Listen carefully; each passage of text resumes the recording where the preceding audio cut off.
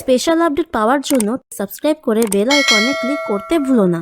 রবি শার্লির কাছে আসলে শার্লি বলে, আমি প্রেগনেন্ট, তুমি বুঝতে পারছো? তুমি তো বলেছিলে তোমার প্ল্যানের জন্য এসব কিছু করতে। রবি বলে, কোনো প্ল্যান কি সাকসেস হয়েছে? শার্লি বলে, মাঝখান থেকে ঈশান যে কুমকুমকে বিয়ে করে নিয়ে চলে আসবে আমি কি করে জানবো? কথায় কথায় রবি বাচ্চাটাকে নষ্ট করে দিতে বললে শার্লি রবির ওপর রেগে যায়।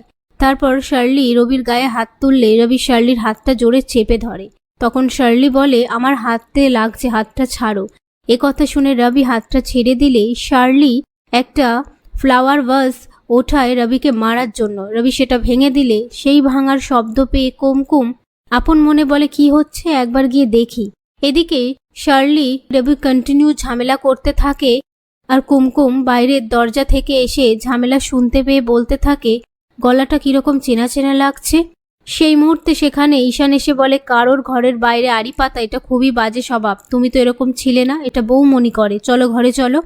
এ কথা শুনে কুমকুম ঈশানের সাথে চলে যায়।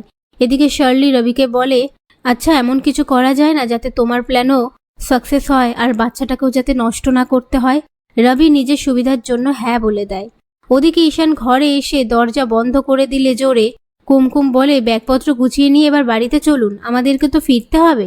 তখন ঈশান বেরোনোর সময় দরজা খুলতে গেলে দরজাটা কিছুতেই খুলতে পারে না, আর সেই কথাটা ফোন করে ম্যানেজারকে বললে ম্যানেজার বলে, আজকে আর দরজা খোলা যাবে না, কাল সকালে খুলবো।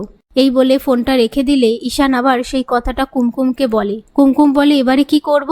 ঈশান বলে, কি আর করবে, শুয়ে পড়ো, তুমি ওদিকটায় শুয়ে পড়ো, আমি এদিকটায়। কুমকুম তখন ইতস্তত বোধ করলে ঈশান মধ্যিখান থেকে বালিশ দিয়ে ঘুমানোর সময় বলে, তুমি কি নাক ডাকো? কুমকুম বলে, না। ঈশান বলে, ডাকলেও কোনো সমস্যা নেই, আমি ঘুমিয়ে পড়লে ডেকো। এই বলে শুয়ে পড়ে। এরপর ঈশান কুমকুম দুজনেরই চোখে অস্বস্তিতে ঘুম না আসলে তারা মনকে বুঝিয়ে ঘুমানোর চেষ্টা করে।